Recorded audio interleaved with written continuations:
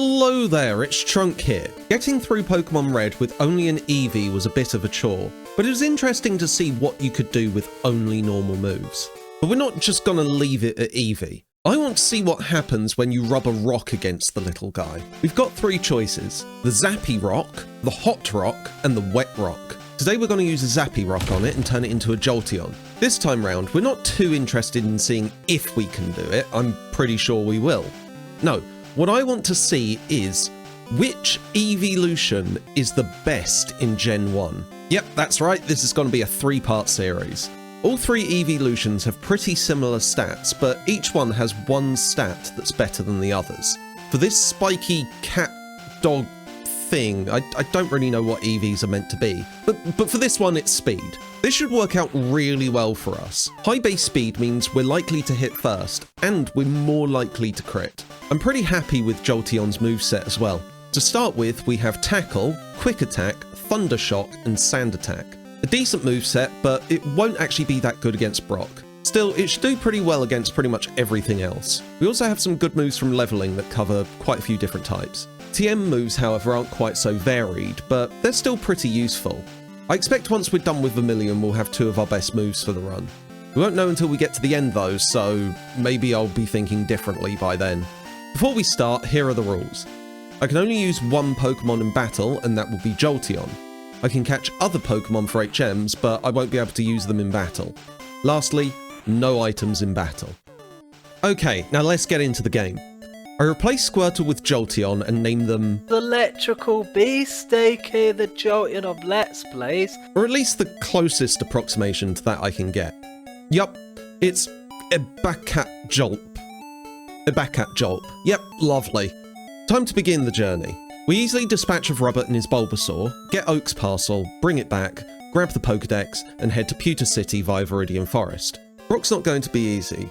We're just bad at hitting his Pokemon. Our electric moves do nothing at all, and our remaining moves are normal, so that's not great. Still, we give him a go at level 8, and it's just no good hitting him wildly. Geodude takes us down before we can defeat it. That said, going again using Sand Attacks first means we're able to get through Geodude with almost half of our health intact. What is a concern is that we are out of Quick Attacks. Onix is doubtful though, and we run out of Sand Attacks to use against its Bides. This is where Thunder Shock is actually quite useful. Onix fully resists electric moves, and so we can just use it to avoid taking bite damage. Annoyingly though, we run out of tackles before we can win and have to start using Thunder Shock so that we can have an opportunity to struggle. Doesn't matter though, Onix takes us out with a crit tackle and we're done. So it's very possible to do this at a low level, but I think we need to get really lucky. I try a couple of times at level 10, but luck isn't on my side. I think this is where we need to just stop having luck be a factor at all and level up a bit more. At level 12, it's not happening. Level 13, and nope, not happening. Level 14, and yep, there it is. I'm sure I could have kept going at lower levels to brute force my way through, but it just wasn't worth it. I'm happy enough with this. We make our way through Mount Moon, and I get ready to absolutely blast through Misty's gym. An electrical beast versus these water stars?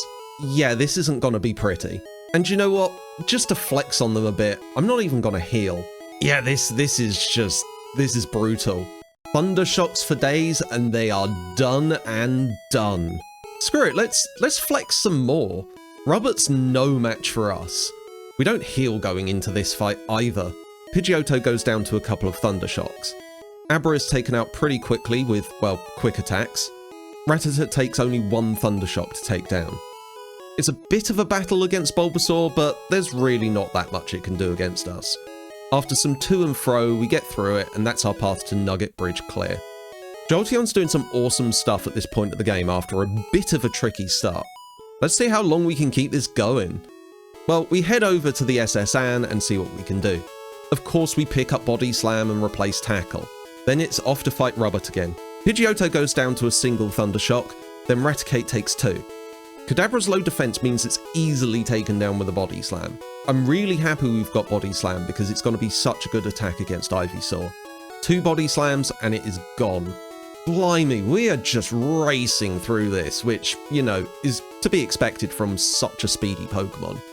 Right, well, excuse me for being a bit cocky here, but I'm just not going to heal against Lieutenant Surge. Body Slam for Voltorb, and it doesn't take it out completely. It then hits me with a Sonic Boom, and hopefully nothing else hits us too hard.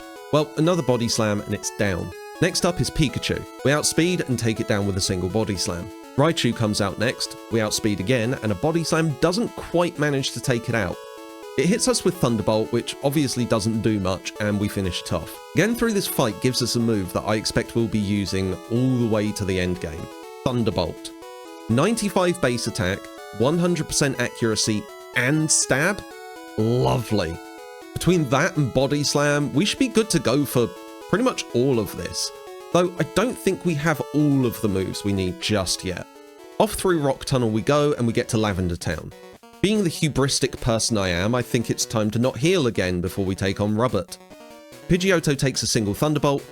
Gyarados is water and flying, so doesn't stand a chance. The little fire dog actually survives a Body Slam, so it takes an extra quick attack to take it down. Kadabra is then easily defeated with a Body Slam. We hit Ivysaur with a Body Slam and that paralyzes it. It doesn't get to do anything, and then we just defeat it. Really, really easy, that one. We didn't get hit once. Actually, something's just occurred to me. We have two moves that can paralyze, Thunderbolt and Body Slam. That's kind of brutal. And do you know what? I'm feeling pretty damn unstoppable right now. Let's go over to Erika and see what's up. We're only a couple of levels ahead of Victory Bell, but we're doing some serious damage with Body Slam.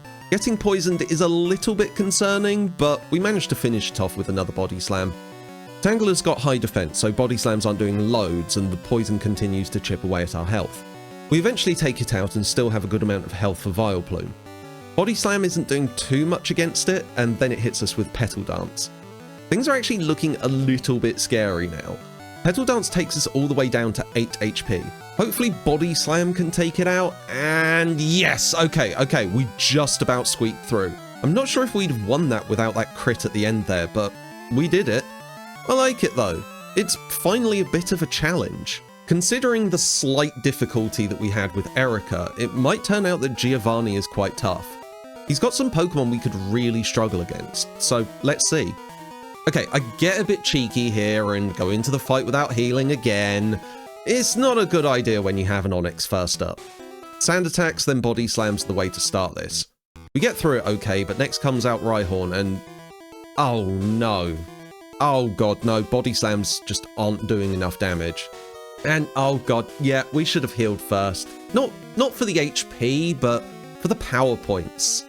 Yeah, this doesn't go well. Right, well, let's heal up.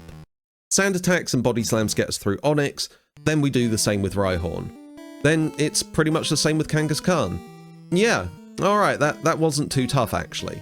We just got too cocky. Turns out Hubris is more of a killer than Giovanni is. With that, we grab the Sylph Scope, re-edify Cubone's mum, rescue Mr. Fuji, nab the Poker Flute, and then tell Snorlax to bugger off back to the... actually, no, let's not do that yet. How about we sort out Saffron City now? Yeah, things are going well, screw it, who cares about Hubris? Well, Robert's in the Sylph Company building, so let's deal with him, eh? Oh, and look, I didn't heal again. Thunderbolt destroys Pidgeot, does the same to Gyarados, then does the same to the little fire dog. Alakazam is surprisingly a 2-hit KO with Body Slam. Right, last up is Venusaur, and Razor Leaf hurts quite a bit. Well, let's Sand Attack so it can't do that again. Ow, and we get poisoned. Oh god, I've done too many Sand Attacks, haven't I? We don't have enough HP to last the rest of the fight. Ah, damn it. Damn my overconfidence. Okay, let's go again, and it's pretty similar up to Venusaur, but despite the Sand Attacks, it takes us down.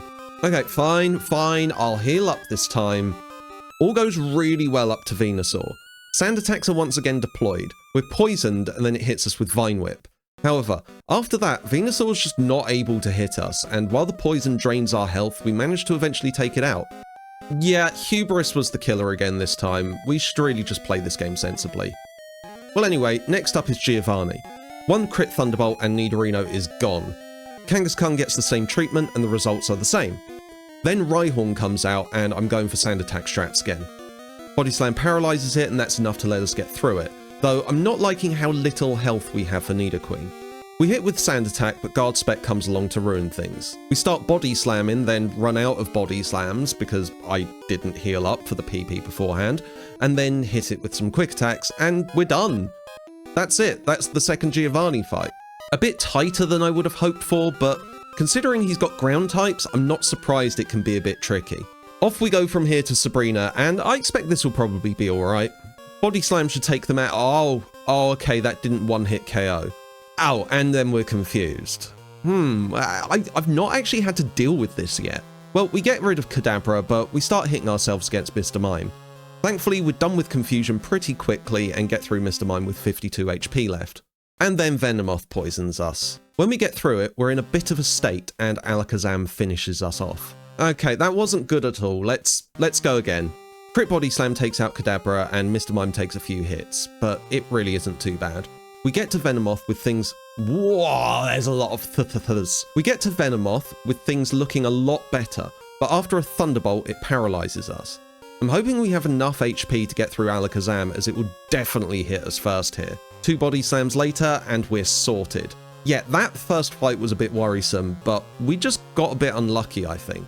I figured we'd be able to get through this just fine. Right, well now we tell Snorlax to bugger off back to the mountains and then head down to Koga's gym. Is this going to go the way that all of the other fights have gone? Yeah, pretty much. Thunderbolt just wrecks his whole team.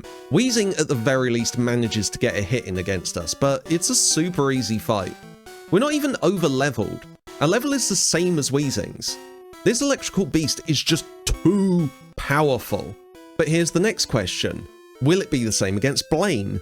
Well, Thunderbolt destroys the little fire dog, and I consider taking agility, but I'll be honest, I don't see the point. I'm not interested in badge boosting on this run, and it's not super useful otherwise. We abandon learning it.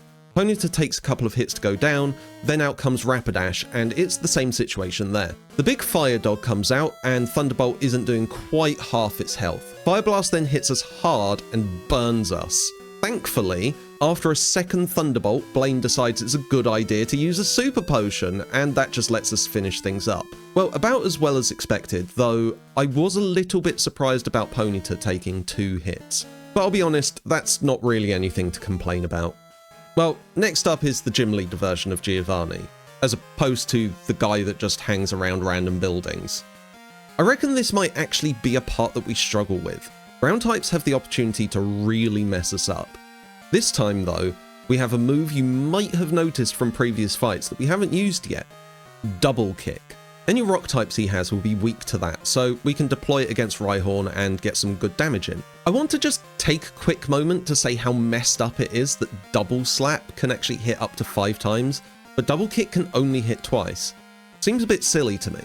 Anyhow, Rhyhorn goes down quickly enough and doesn't hurt us too badly. We're quicker than Dugtrio and take it down in 2 body slams. Nidoqueen is actually a bit scary. We go for body slams, paralyzing it, but then it body slams us back and paralyzes us.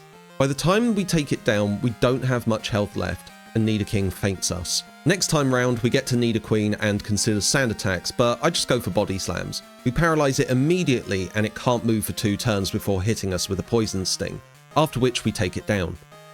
Nidoking takes a few body slams and hits us hard, taking us down to just under half health. We go for double kicks on Rhydon, but it's not actually doing much, which would be terrifying, but Rhydon's an idiot and keeps trying out Fissure, which can't hit us because we outspeed it. We keep chipping away at its health, and then we're done. That's it. All 8 gym leaders are done, and we were under the level of the highest leveled Pokemon Giovanni had. I'm feeling pretty damn confident for the Elite Four. But of course, we've got one last obstacle before we can get there. Let's go see what Rubbert has in store for us. To no one's surprise, Pidgeot goes down in a single Thunderbolt. Next up is Rhyhorn, and just like with the Giovanni fight, we go for double kicks and get through it without taking any damage. Gyarados is hit with a single Thunderbolt, and then the same happens to the little Fire Dog. Previous fights against Alakazams have me worried that Body Slam won't do enough here, and it doesn't. Then it uses Reflect, which I'm sort of terrified by, but oh, nice, a crit. Well, we got lucky there. Oh, and a level up. And this is one that I've been waiting for. This gives us Pin Missile. It's a weird attack, this one. This is one of 4 bug moves in the game, and the only other Pokemon who can learn it is Beedrill. What's even weirder to me is that it has 14 base power. Why 14? I think that it's only this and Fury Swipes that have a base power that's non-divisible by 5. Well, despite how weak it is, it's going to be really useful for type coverage, so we replace Sand Attack. Next up is Venusaur, and we get to use Pin Missile straight away. It's got the potential to hit between 2 and 5 times, but unfortunately it only hits twice this first time round. Then it keeps missing. Oh, yeah, I forgot to mention, it's only got 85% accuracy, which I'm not really happy about, but I think it's still worth having the move. It all works out okay in the end, and we take out Venusaur before it does too much damage. Well, there we are, first time victory against the rival. This is looking really, really, really good for the Elite Four. Of course, before I start fighting them, I chomp down on a bunch of candies, and we're up to level 57 when we meet Lorelei. Previous solo runs have felt like they've really stumbled here, but we should be alright. Once we actually have good moves to use against her. Well, one good move, Thunderbolt. It takes out Dugong right away, then does the same to Cloyster, then does the same to Slowbro, and then Jinx survives it. It hits us once and we take it down. Lapras then comes out, Thunderbolt takes out most of its health, Lorelei uses a Super Potion, and we're through. Nice and easy. Bruno's next, and he might actually be a bit of a concern. 2 Onyxes, but we do have Double Kick. Let's see how that does against the first one. Okay, not loads of damage, but it's not really hurting us much either, so we end up getting through it okay. We go for Thunderbolt on Hitmonchan, and that takes it out in 1 hit, and then Hitmonlee suffers the same fate. Another Onix comes along, and we go for double kicks again. By the time we finish it off, we're down to 109 HP. Machamp comes along, and it's 2 Thunderbolts to take it down. Pretty simple fight, actually. There wasn't much to be worried about. And I wish I could say that I'm not worried for the next fight, but it's Agatha. You never know how she's gonna troll you. I double checked my typings to see if Pin Missile is worth using against Gengar because it's part poison. Unfortunately, Ghost resists bugs, so that would just do normal damage. Thunderbolt it is, and it's doing some good damage, and it paralyzes it. Gengar goes for Dream Eater, which means that we get to finish it off pretty quickly. Golbat is part flying, so Thunderbolt is a no-brainer, then Haunter comes along and a crit destroys it. I figure I might as well just go for the big hitting move and Thunderbolt Arbok, but it doesn't take it out. Thankfully, Agatha uses a Super Potion, and we make it faint before it can attack. The final Gengar comes out, and I think Thunderbolt does maybe about half damage? I'm not sure, it's either exact or slightly over or under.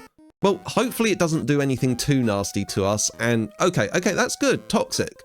That won't be an issue. It's not often I feel like I can say that about Toxic. But a second Thunderbolt takes out Gengar, so it seems that the damage we did before was just enough. Nice, this is going really well. I've no idea how Lance is gonna go. Nothing I have is any good against him. I think we've got the right moveset for the Elite Four overall, but that unfortunately means that we have bugger all for these dragons. Could maybe use Mimic, but I want what I've got for the champion. Well, let's stop worrying and get into this. Gyarados is of course a single Thunderbolt away. Now, what do we do against Dragonair? I suppose just Body Slam. It's probably our best move against them, and it takes 2 to take it out without damaging us. Next up is the second Dragonair, and that takes 2 hits as well, though we do get hit with Dragon Rage, and we're down to 137 HP for Aerodactyl. I'm trying to figure out what to do against it, and then I realised something. Something I actually don't think I've ever realised. Aerodactyl can be hit by Thunderbolt. In my pea brain, I've always assumed that rock resists electric. I think this is because the rocky guys are usually also ground type. But it turns out that rocks can be electrocuted. I honestly never figured this out. I felt so stupid at this moment, but also really happy because it means that I have a solution for the flying dinosaur. That leaves Dragonite, and Body Slam isn't doing much at all. Then it uses Barrier, and it's doing even less. Then we paralyze it. Then we get hit with Hyper Beam, and things are not looking good. Then it occurs to me, Dragonite is dragon flying, which means that Thunderbolt should do neutral damage to it, which in this case is a good thing. We almost take it out, but then Lance uses a Hyper Potion and we go back to zapping. Alas, we aren't quite able to get there, and just before we can defeat it, he takes us out with a Slam. Oh man, that was so close. If only I wasn't a moron, I think we'd have actually have won that. Well, I think we're going to be alright. I'm pretty sure we've got this just the way that we are. No need for leveling, we can get through all of this nice and easy. Unless Agatha decides to troll us. Okay, third time's a charm. There we go. All sorted. Right, Lance, I've got your number this time, mate. This time, we get through his first Pokemon with 112 HP left, and it's on to Dragonite. We hit with a crit Thunderbolt, and then it Hyper Beams us, and okay, that's alright. Well, one last Thunderbolt, and we have won this. Yeah, it wasn't really too tough, despite how scary it got at the end there. I definitely could have gone through this last time if I'd have just realized what the better move was. But it's fine, it's fine. I think overall this run through the Elite Four is pretty darn consistent, so I'm feeling quite happy about this. Well, now it's time for the champion, Rubbert himself.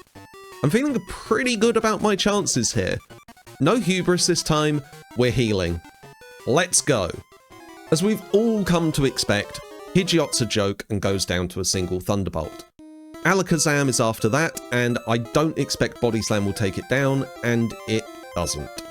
It does, however, paralyze it, and it's not able to hit me back. I do wonder if I should have used Pin Missile, but whatever, I'll use it to finish it off. It's a silly move actually, because, well, Pin Missile's not a guaranteed hit, but whatever. Anyway, we're on to Rhydon and we go for double kicking. It then doesn't actually do anything to us, so we get through it fine, and then Gyarados comes along and we just wave it goodbye immediately. Next up is the big Fire Dog, and Thunderbolt nearly takes it out with a crit, but all it can do is Ember us, so we finish it off. Last up is Venusaur. I go for Pin Missile and it hits 4 times, taking out most of its health.